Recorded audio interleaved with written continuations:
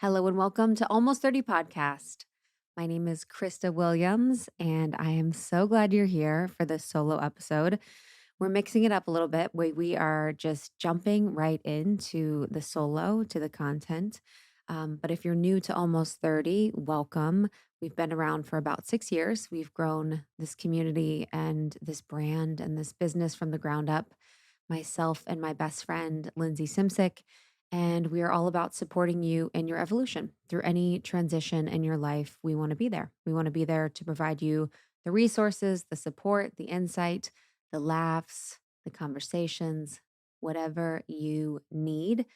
You don't need to be 30 or almost 30 to listen. You can be whoever you are, wherever you are, and in whatever phase of life that you are to listen.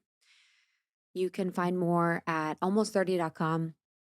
Almost 30 podcast on Instagram. We are on TikTok. We are TikToking our favorite quotes and guests and moments of the podcast at Almost 30 podcast on TikTok. And you can find me on Instagram at It's Krista. It's ITSKRISTA. So today's episode has been inspired by a conversation I've been having with our community about drinking, about alcohol, the consumption of alcohol, and the effects of alcohol on our bodies, on our physical bodies, these physical vehicles that we have in this lifetime, and then the spiritual effects of alcohol. And in this conversation, I wanted to talk a little bit about my journey with alcohol, why I stopped drinking alcohol during my spiritual awakening when I was 26, some of the things that I noticed before I stopped drinking about myself, about others, about the world, and then some of the things that I noticed when I stopped drinking, all the benefits that I saw, all the things that felt different for me. And I want to talk a little bit about the spiritual effects of alcohol and what we can notice or what I've observed over time, especially as I've stepped more into my role as a spiritual teacher and leader. Um, I never really felt like I could give myself permission to say these things that I noticed around spirituality and alcohol, or that I noticed around the auric field in alcohol, or alcohol's effect on your spiritual journey. But I'm going to go into it today. So, in this conversation, it's going to be a little bit more on the woo woo side. It's going to be a little bit more on the side of the unseen. There is a little bit of information that I'll share and data and research around the points that I make on the benefits that I've seen. But when I go into the spiritual part of this conversation, we're just going to go into it. We're going to keep an open mind and we are going to let it flow and let it feel intriguing and interesting. And you can just see if it lands with you. And I'm assuming that a lot of you have drank alcohol before. There might be people that are listening that haven't. And this is really just my journey. This is my perspective. These are my insights. Some of them I'll have research for. But if you are feeling like this might be a judgmental conversation and you're feeling like you're going to feel judged because you like to drink, then maybe this isn't the episode for you. If you feel like it's something you want to keep around and you're not really interested in quitting, you could listen or not. So I just want to give you that free will opportunity to choose if this is your podcast. But if you're curious about drinking and not drinking, and if you're sober curious, if you are someone that has always been interested in the relationship between yourself and alcohol or any toxins or any other substances, or you are in moments of your spiritual awakening, or you are on a spiritual path, or you want to connect more deeply to your intuition, you want to feel better in your body, you want to make more progress to a life that you love, then this one is a good one because those are some of the things that I've noticed through my path. So, a little bit about me. I was born in the Midwest, which is definitely an area for drinkers. I will tell you what, I did not know that people in the Midwest drank the way that they did until I was able to travel and move about. And I was like, whoa.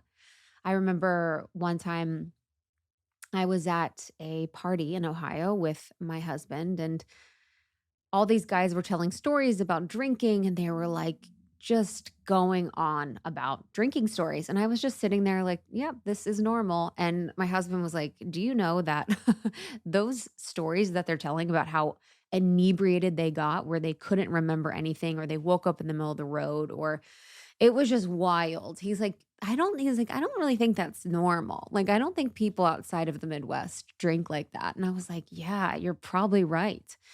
And it's really part of the culture. It's a lot of the way that people connect. It's a lot of what people do for activities. It's kind of a sports culture. So you have football games or baseball games, and you're always finding opportunities and reasons to drink. So drinking was so much a part of, the way that I grew up in the atmosphere that I grew up in.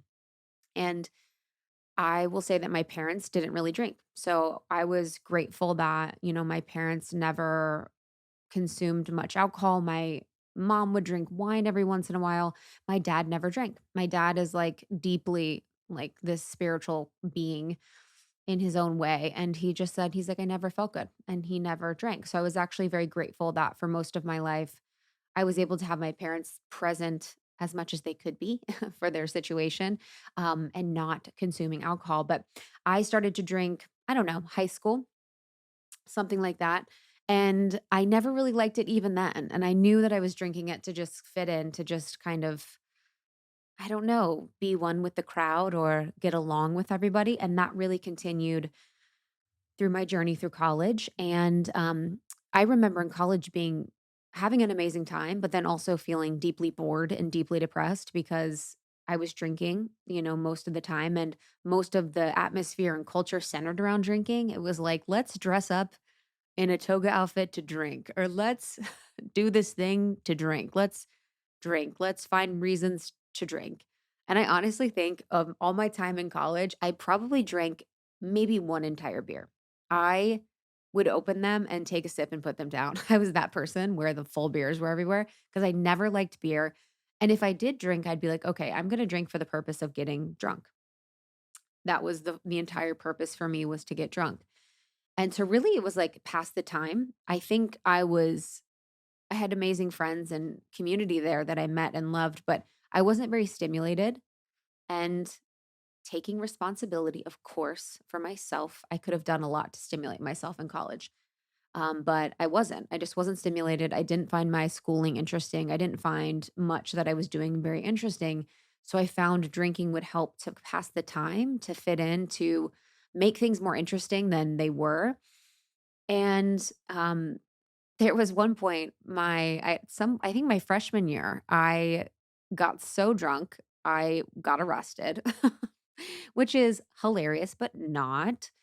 At the same time, I had to do community service, pick up trash on the side of the road.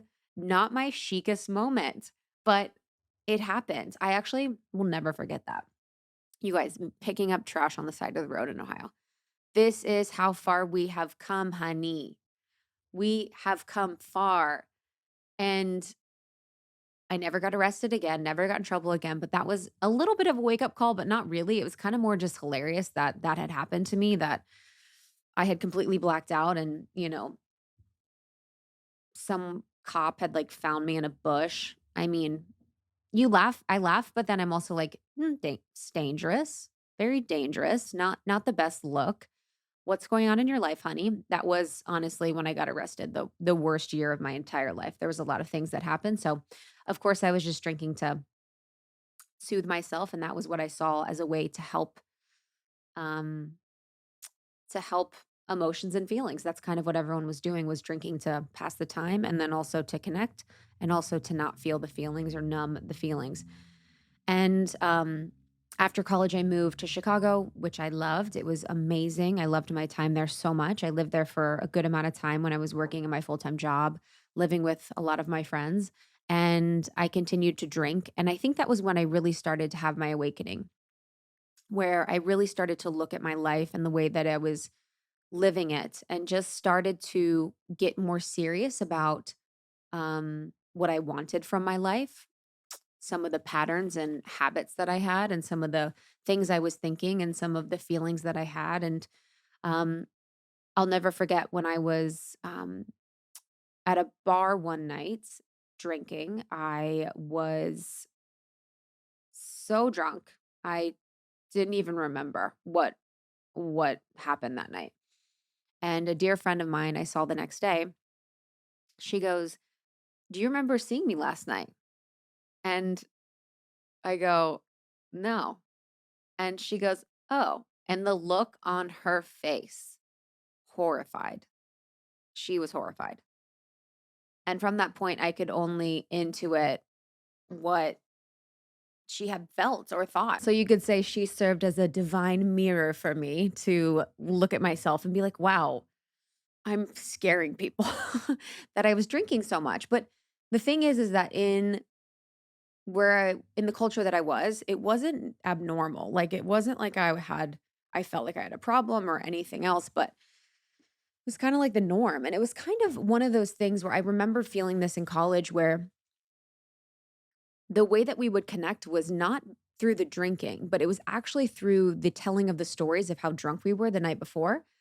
So I always found it so interesting that the night before, when you would be so drunk, you would be blackout, you wouldn't really remember. And I didn't feel like I was connecting then, but I remember the opportunity for connection actually lied in the morning after when everyone was sitting around on the couch, everyone was hungover, everyone was just hanging out. And we would all tell stories like, oh, remember when you did this? Remember when this person said this?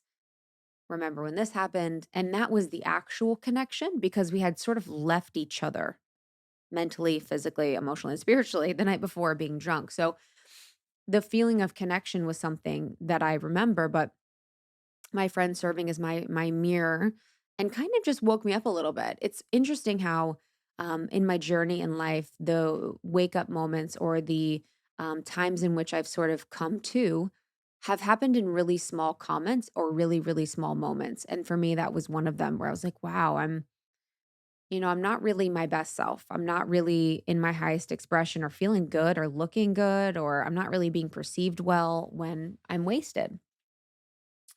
And there was, a few other parts of my journey where I had really, really, really bad anxiety. And this was probably a period in time where I was also depressed. I've struggled with mental health in my family and in my life since I was very little. And I really just had to be honest about putting it all together. There was a night where it was very late and I couldn't sleep because we had been drinking, and it was that in and out of sleep, that really unproductive, unquality sleep that you have when you drink. And I remember just feeling so depressed and so anxious and just so miserable that I had these suicidal ideations. And I was like, this isn't it. This doesn't feel good. I'd rather not be here. And I don't say that lightly. I'm not saying that with any jest or anything, but it had been, suicidal ideation has been something that's very familiar to me and in my family history. So it's not abnormal, but it was like, whoa, what am I doing? What am I actually wanting to do with my life?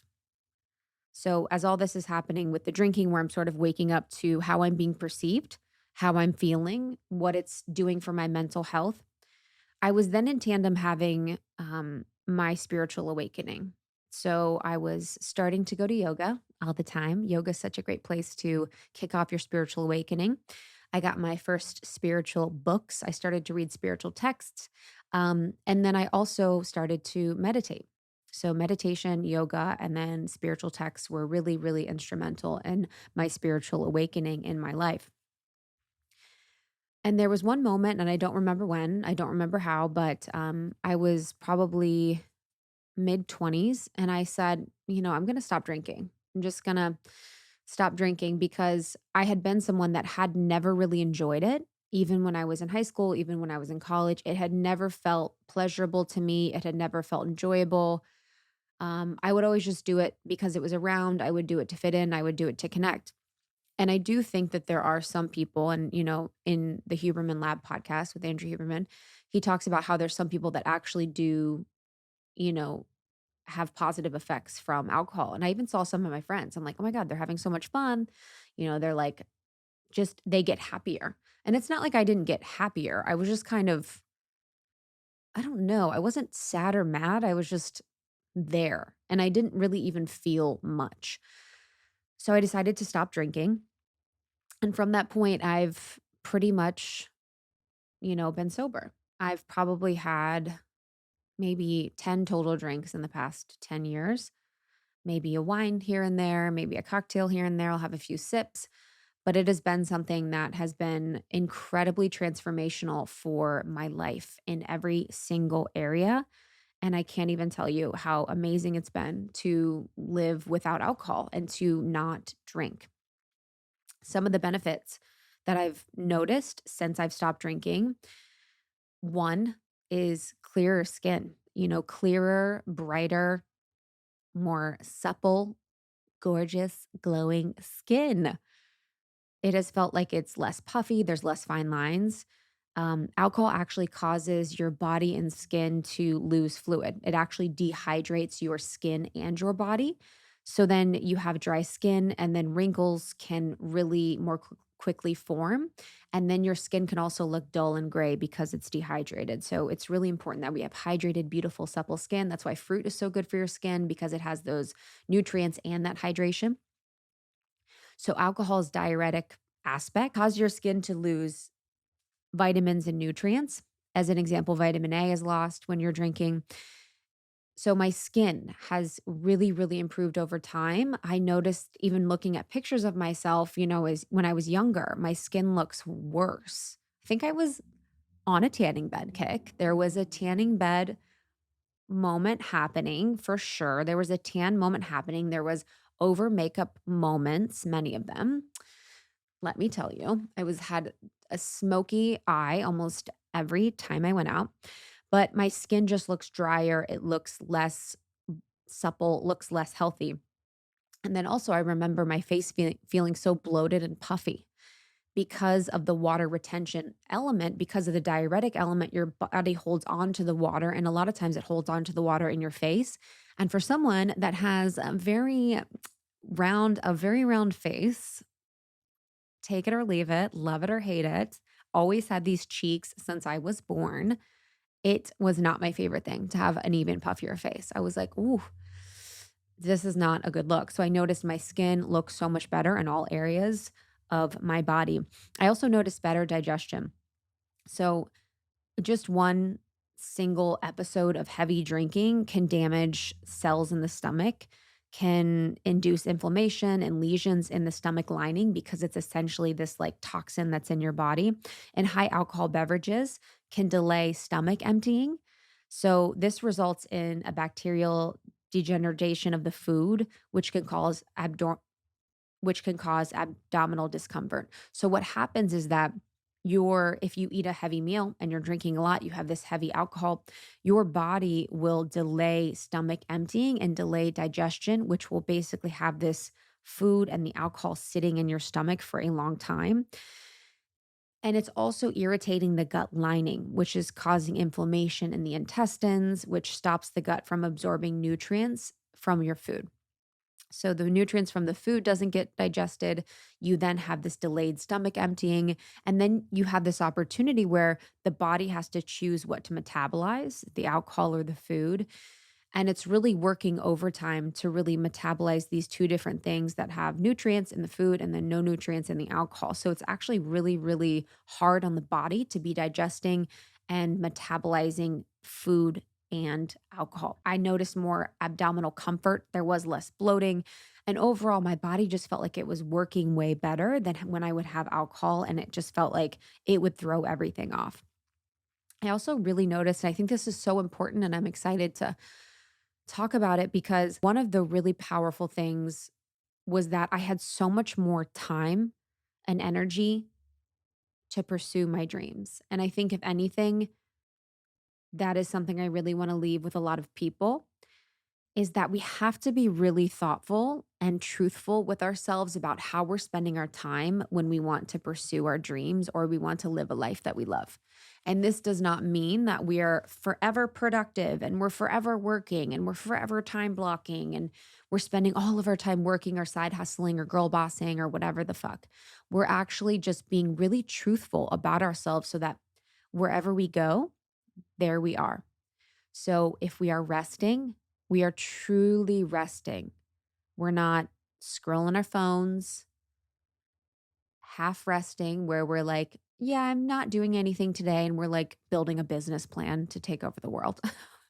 It means we're truly resting. Or if we're working, we're actually working. We're not on our phones, on blogs, shopping. We're truly wherever we are. And I noticed that when I made the shift to stop drinking that I had so much more time to my dreams and my life and my manifestations and my creativity and my self-care and just my spiritual practice. It was the best. Like it felt so good. I had a new, 10, 15, 20 hours a week. I don't even know how much because it would be going out a few times, say twice a week. That's maybe 5 or 6 hours each. And then the hangover period, like having my entire Saturday and Sunday back from being hungover was huge. I had so much more time to work out, to go on walks, to connect with people I love in a real genuine way, to figure out what I wanted to do with my life. And at that point, I was so unhappy in my job. I was so unhappy to not be living on purpose. And that is one of my deepest anxieties is that I'm not going to fulfill my purpose here on earth. I'm not going to fulfill my reason for existing, or I'm not going to, yeah, live up to my potential. And so I had this job that I hated, and it wasn't even that bad, you guys. I'm just, dramatic. But um and then I was drinking all the time. And then it's like, okay, where is the time? So this is 40 hours a week, 50 maybe. And then this is like 20. It's like, where's the time for like any bit of your creational time? Like when can I think about my future? When can I plan for my future? When can I invest in my future self and the things that I really want to create in my life? So by having all of that time on Saturday and Sunday, especially, I was able to cultivate passions and interests and hobbies. And during that time was when I started my yoga practice, my meditation practice. I started to I started to think about, creating a blog, which is what I started with, creating a blog as you do. And photography. And I was just starting to travel a lot because, I had energy and clarity and I wanted to do different things. So whether it's, in my case it was drinking or whether it's spending time on your phone or watching TV or whatever the activity is, when we take that away and we're able to invest in ourselves and our future, there's so much more time and energy and it's just such a beautiful thing. So I really noticed more energy to pursue my dreams. And there's actually brain science behind this because alcohol decreases natural stimulants like dopamine and serotonin. So this means that it impairs the body's energy levels and further decreases natural stimulants like dopamine and serotonin. So these are the neurotransmitters that are responsible for your body's energy and mood regulation. The lack of these neurotransmitters contributes to the feeling of exhaustion. So this is why when you're hungover, you feel exhausted because alcohol decreases these stimulants like dopamine and serotonin. And if we also go to a mental health perspective, if we're working with something like depression or anxiety, these neurotransmitters are incredibly important. Dopamine and serotonin are incredibly important to your mental health. So if we have something that's decreasing these natural stimulants that support a healthy mental health, what kind of outcome are we expecting? Like what kind of truthfully, what do we expect from it? And for someone that, is mindful of my mental health, had struggled with my mental health, it was really, really nice to have like a baseline understanding of my natural serotonin and dopamine levels that I could really work with and understand. Alcohol also affects your blood sugar. So, blood sugar is very important to energy levels. If we have a low blood sugar, we can feel lethargic and low energy. If we have high blood sugar, we can kind of feel buzzing and a lot of energy, but it's not going to last. So, having a stable and healthy blood sugar level and staying in a healthy blood sugar range is really important. So, alcohol also affects your blood sugar. It can damage the cells within your pancreas and impair your pancreas's ability to produce insulin correctly.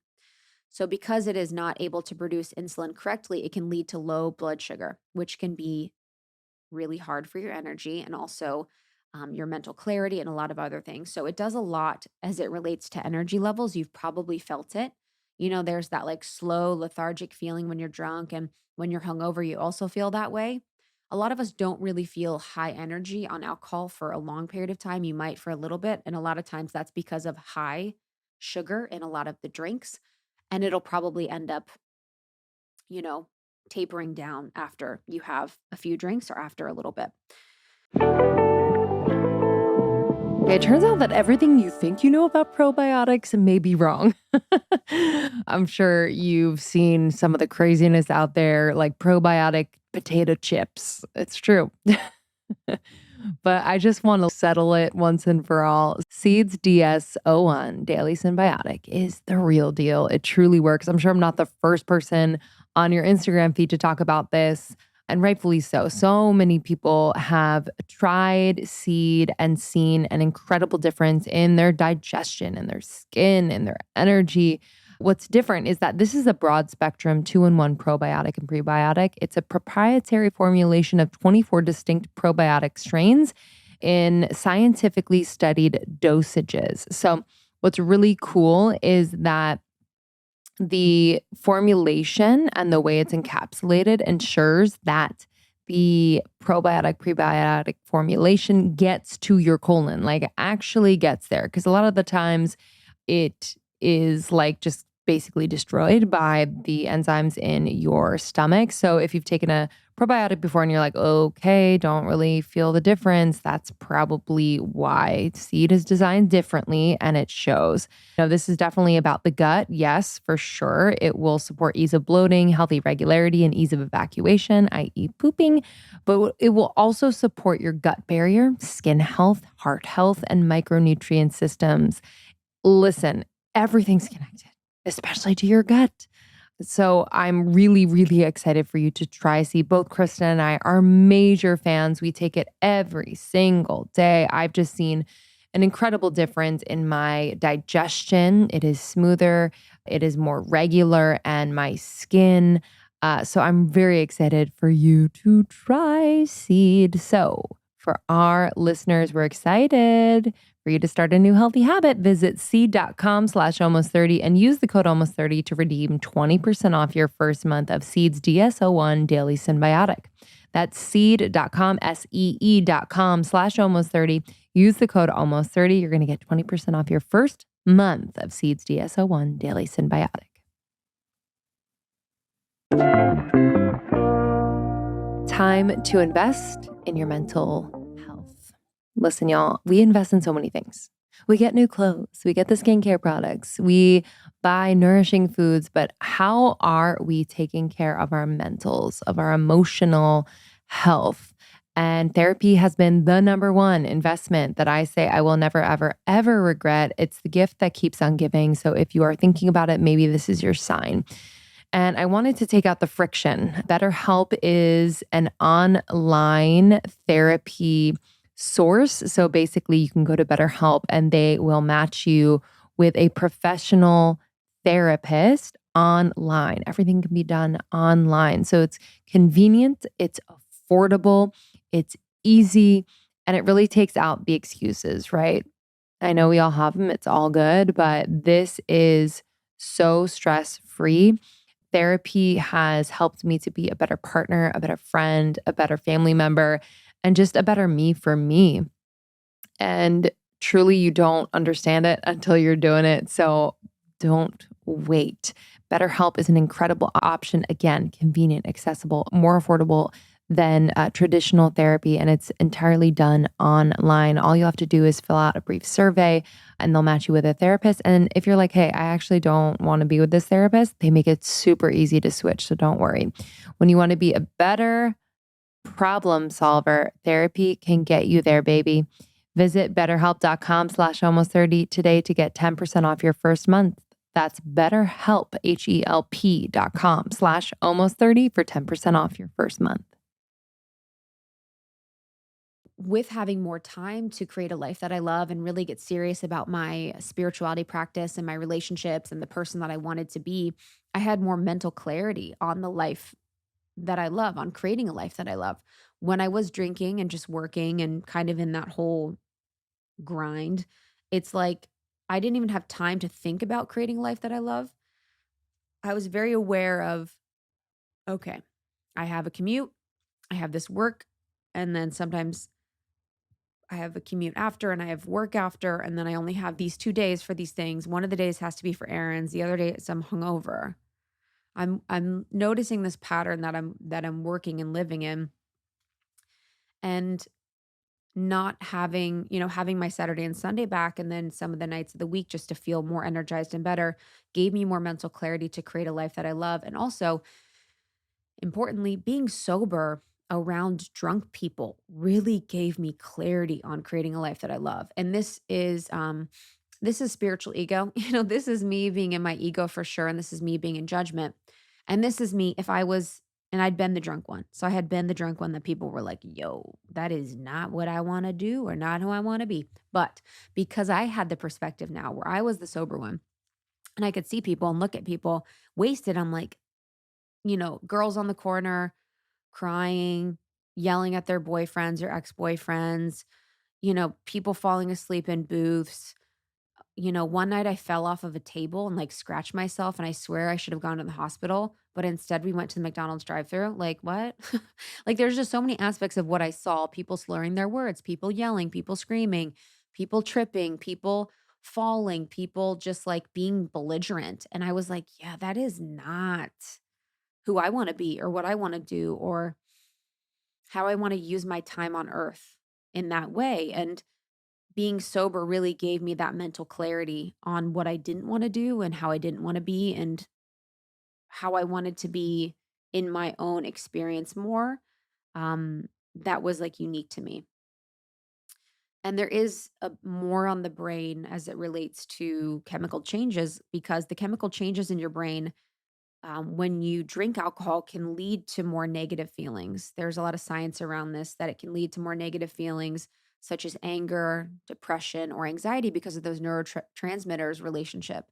And we can think about when we see a lot of men drinking and they fight and they get mad and they get stressed, and there's a lot of people that get in fights and they cry and they're upset or they're sad or they're expressing the thing that they meaning to express while sober. Alcohol really slows down how your brain processes information. So if you're explaining a story to someone that's drunk or drinking, it's a little bit harder because your brain is taking a lot more time to process information. And it makes it a lot harder to work out how you're really feeling and the consequences of your actions. So for me, as a empath, that was also a huge part of it, where I'm feeling for me, I'm feeling for you, I'm feeling for the room, I'm feeling for the land, I'm feeling for, the plants outside, I'm feeling for everything. So if I was drinking or other people were drinking, it was really hard for me to know what was going on, and get a grip on what was going on. And, there's that part of the empath. Love us empaths. That's a little bit that underneath the empath part is a desire to control, sadly. But, you're kind of like trying to figure out your environment. You're like, what's going on? So for me, it was really hard because I'm like, okay, I'm intuiting this thing, I'm feeling this thing, I'm understanding this thing, but I'm also like, there's so much non physical undertones that are going on that are now shifting because of the alcohol that I had a hard time being with. And I had a hard time really understanding. And because alcohol is a depressant, it can really disrupt balance.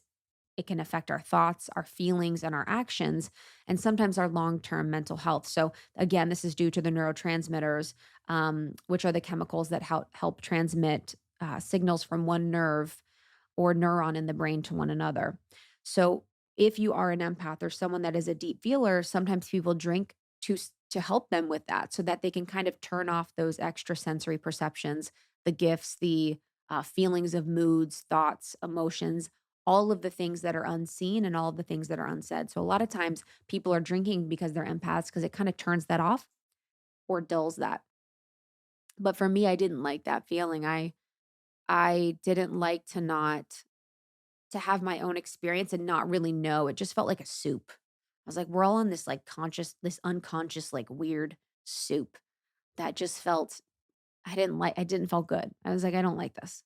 And that's another thing about spirituality. It's like being like, hello, this doesn't feel good. And then being like, I got you, fam. We're not going to do that anymore. No matter what people say. Spirituality can actually be super simple. You can be like, I am consciously aware enough to be like, I don't like this. And that could be your soul or your human body. And then you could be like, you know what? I got you. We don't need to do this. And then the universe just aligns to support you in every way because you're acting in alignment. You're like, okay, this feels unaligned. I'm going to move into alignment with conscious awareness. The universe will support you. It's actually, that simple in a lot of ways. I also noticed better conversations and more high vibrational connections. There was a lot of times when you're drinking, when you're hanging out with people, you're like, do I like you? um, I don't know if I like you or I enjoy this conversation.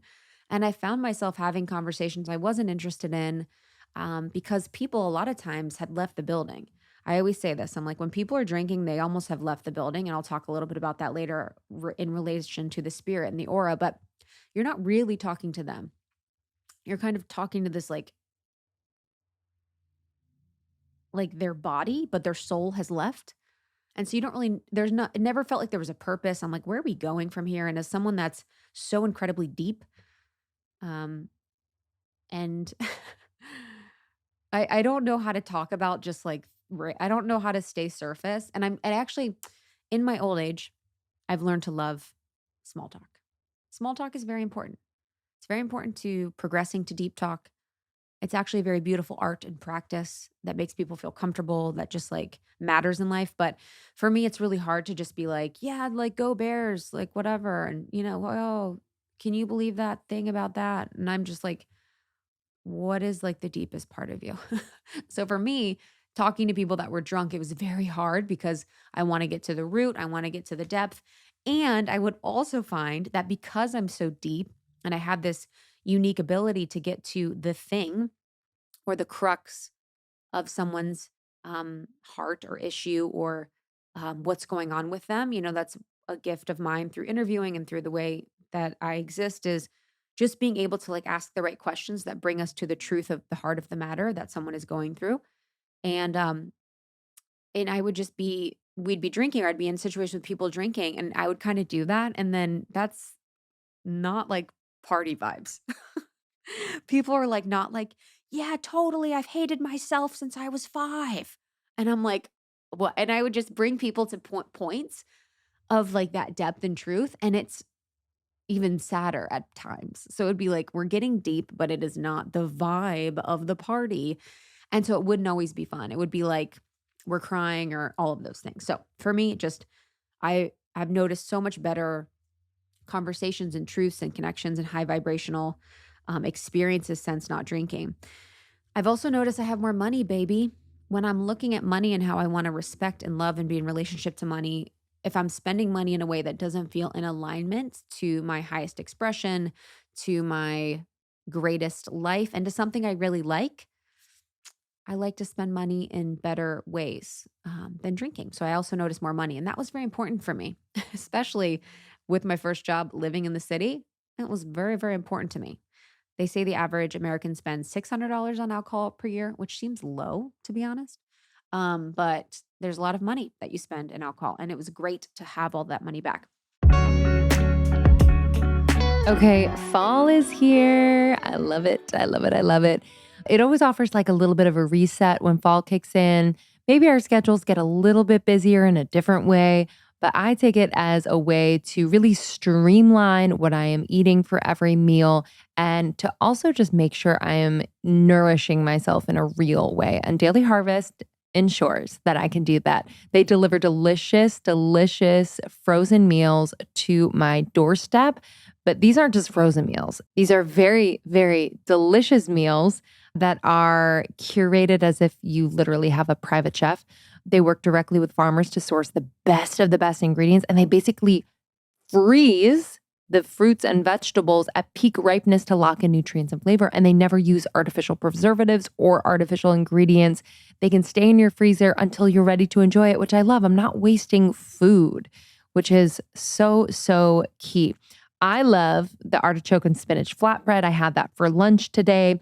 I also love their harvest bowls. Their cauliflower pesto one is one of my faves. The broccoli, rice, and dill pilaf is also an incredible one. And guess what? Listen, you can add your favorite protein. So Tonight, I'm going to make the broccoli, rice, and dill pilaf harvest bowl, and then I'm going to put salmon on top. That's right. It's so easy.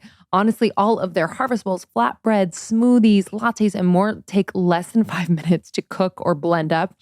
It literally takes the guesswork out of anything. So you deserve one less thing to worry about. Let Daily Harvest take care of the fruits and veggies for you. Go to dailyharvest.com/almost30 to get up to $40 off your first box. That's right. $40. That's dailyharvest.com/almost30 for up to $40 off your first box. dailyharvest.com/almost30. I feel like I'm sharing like a cult favorite kind of underground secret brand that I know is going to hit the mainstream and just sell out. So keep it between us because I absolutely am obsessed with Sahajan. This is a skincare, evidence-based, natural line based on the 5,000-year-old science of Ayurveda. I have tried a lot of skincare. Both Krista and I have tried a lot. And when we found Sahajan, it was felt. The intention and the purity of these products and the effectiveness is just out of this world. So they have skincare, lip care, body and hair care, eye care, masks. They have like really beautiful bundles that kind of help your shopping experience. I want to shout out some of their hero products from my perspective. The Radiance Face Serum, this is like number one.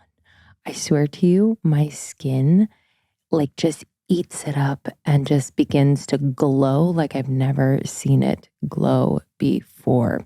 The Radiance Face Serum has triphala, which is a known adaptogen, gotu kola, and hyaluronic acid. And this concentrated blend has been clinically proven to improve the appearance of fine lines and wrinkles. It's a treatment that will leave you feeling honestly like a queen. I really, really love this formula. Another one that I bow to, essential cleansing oil. So this is a really nice, very gentle, almost like melty cleansing oil. So it'll melt away the dirt, the makeup, pollution. Honestly, it leaves behind nothing but a glow. It has moringa, squalane, and rose oils. And even if you have like stubborn waterproof makeup, it will melt through that. They also have an incredible product called Lip Karma. So my lips have been very dry. I went away and got a little sun, and my lips are just crackety crack. So I put on some Lip Karma. And man, oh man, it is the rapeseed and argan oils, the castor oil that just deeply, deeply hydrate, leaving my lips very, very plump and moisturized. So I want you to check out their products. As always, we have a discount I'm excited to share with you. This is a brand I promise you will be just everywhere soon. So let's keep it on the low between you and I and grab your products. Bring them into your ritual, into your skincare ritual. Almost 30 is the code when you go to sahajan.com, sahajan.com. Use the code almost 30 for 20% off. The code is almost 30 for 20% off at sahajan.com. That's sahajan.com. Code is almost 30 for 20% off. I want to talk for the rest of this about the spiritual connection and drinking. So, spirituality and drinking, and observations that I've noticed over the years, and things that I've read about, or conversations I've had with other spiritual teachers or leaders. Because the number one thing was finding a better connection spiritually. I was much more able to clearly hear my soul and my spirit and receive downloads and understand who I was and my essence since I didn't drink. Alcohol really does the opposite of supporting spiritual growth. It lowers your vibration, it numbs your psychic senses, and it creates energetic holes in your aura. And this is especially something to think about for all of my empaths. You know, I've been talking a lot about the empath work, and there's a few other episodes you can listen to if you search empath almost 30 that I've done. But it's especially important if you're an empath to be mindful of drinking, because as someone that already is a psychic sponge, someone that already is feeling in tune to emotions, vibrations, sights, sounds, smells, if you're in a state where people are really letting their guard down and letting go of their own senses, it can be really hard for you to navigate and work within that construct because you're going to be picking up on a lot of stuff that's very, very unconscious. So if everybody is hanging out, partying, and getting and essentially going unconscious, leaving their bodies, you're going to be picking up on a lot of weird things and you might lose yourself in it. And you might notice yourself angry or upset or crying or all of these things. And it might not even be your own emotions that you're processing or feeling or experiencing. So when we talk about alcohol lowering your vibration, um, I think people use the word, they talk about vibration a lot. Albert Einstein says we are vibrational beings, and we truly are. A vibration is really a state of being. It's the atmosphere or the energetic quality of a person, place, a thought, or a thing. Much like when we read vibes or we're like, that's good vibes or that's bad vibes, is intuitive. You can really tell a person's energy or vibration when they walk in a room.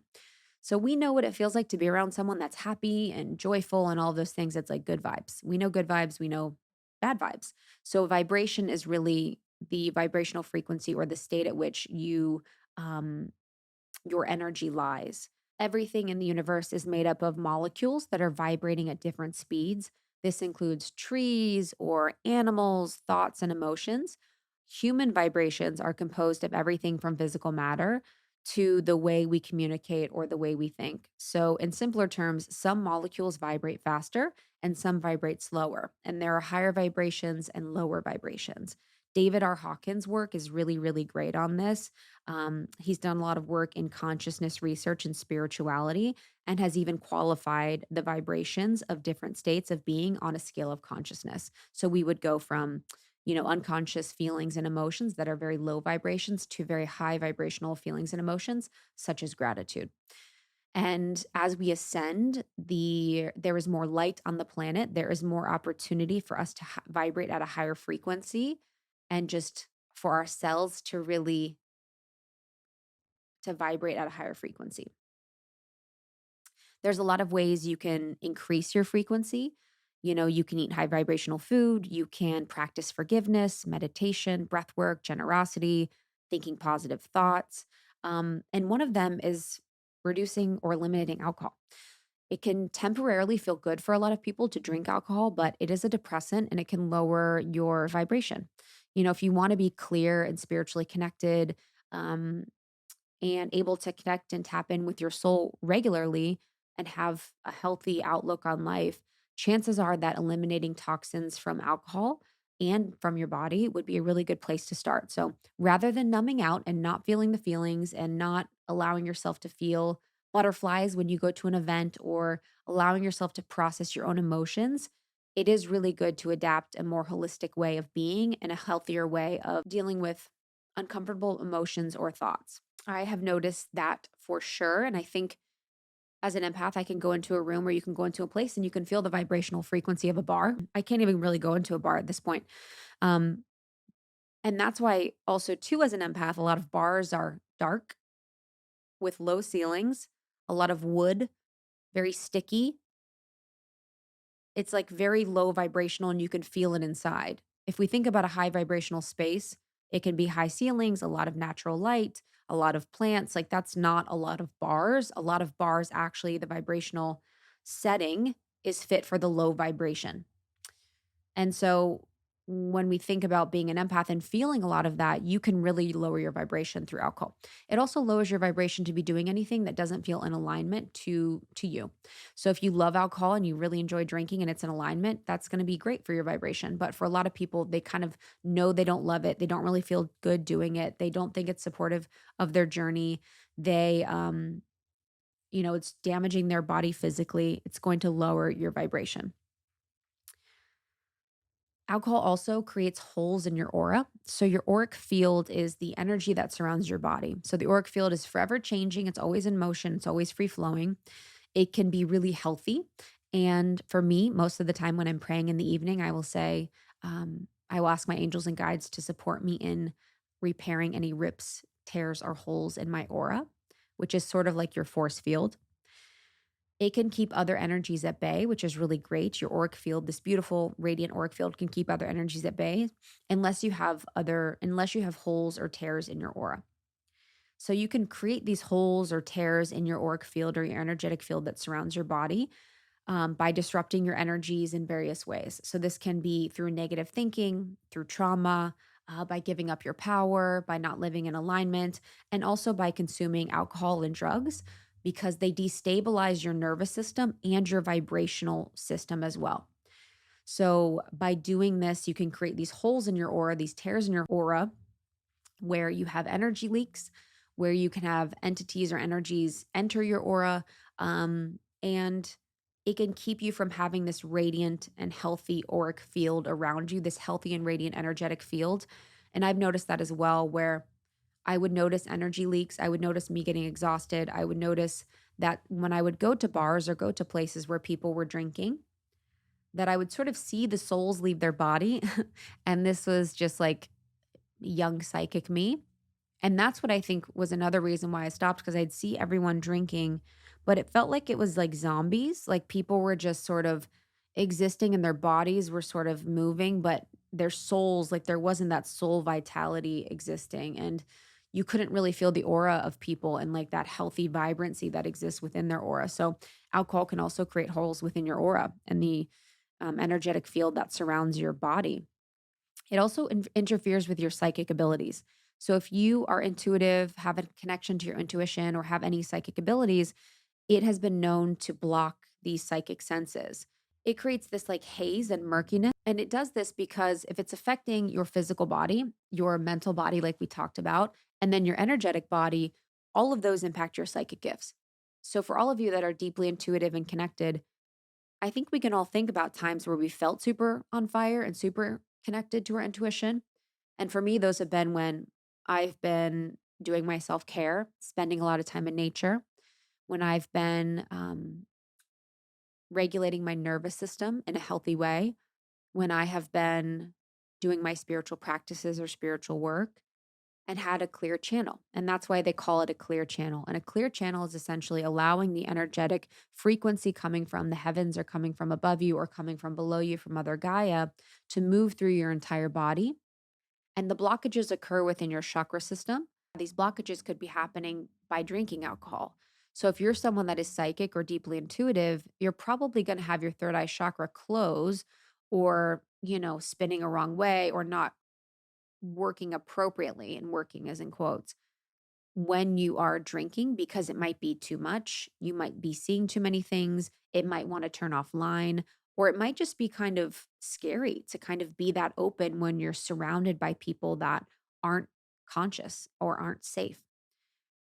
And through the spiritual journey, I always encourage people, you know, you never want to get into the point where your spiritual ego is like, I cannot hang out with anyone that is not awakened or woke or, spiritual. But I do think that there is a healthy amount of time with unconscious people if you're a conscious person. And for me, I know that I have to limit my amount of time I spend with people that are unconscious because it's good to go and test your skills. One of my favorite Ram Dass quotes is, if you think you are enlightened, go spend a week with your family because we can spend time with unconscious people and it can be all of the spiritual learnings and lessons that we need to have because we can really use it as a playground for our growth and testing our spiritual education.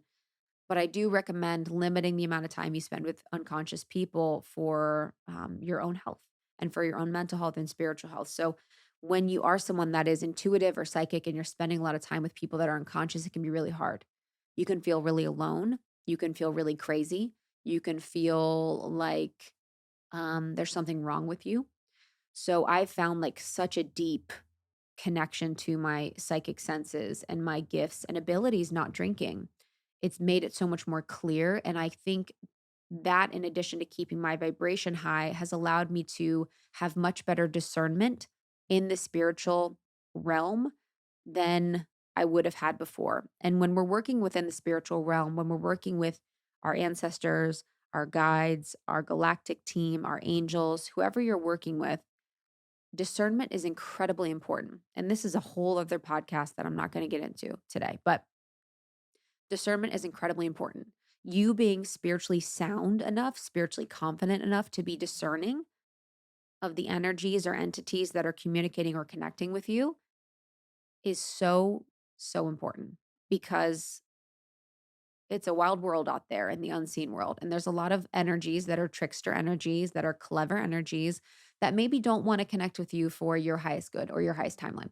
So when you have clarity on that and you're able to really see and feel and trust yourself and trust your gut about what you're connecting with and how, your life and your spiritual journey and the spiritual support that you have from your spiritual teams is going to be so much better. And when you're able to connect with your angels and guides and those team that love you and want to support you in this human body, it's such a beautiful and incredible thing.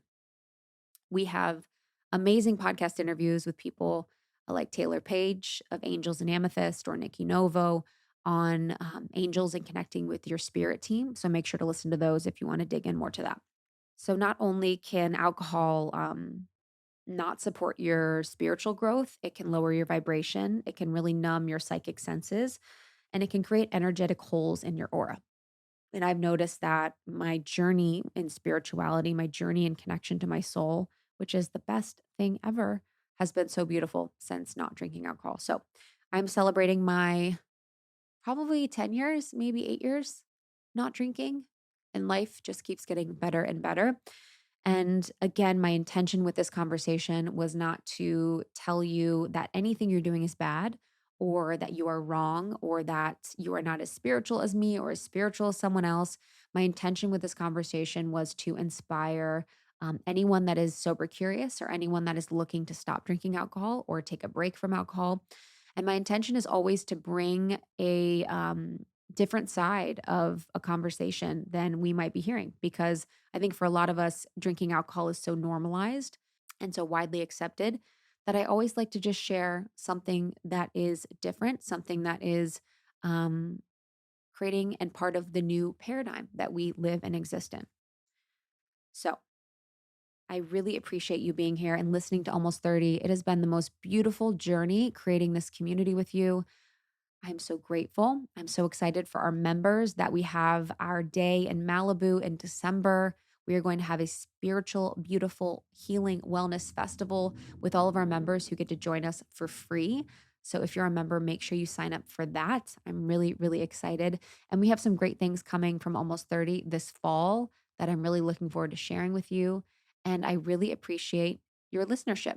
You can go to almost30.com for more information about the show, for all of our partnership discount codes, which are super important, and then to learn more about any of the offerings that we have from Almost 30. We support podcasters, we support your spiritual evolution, and we support you in being your best self.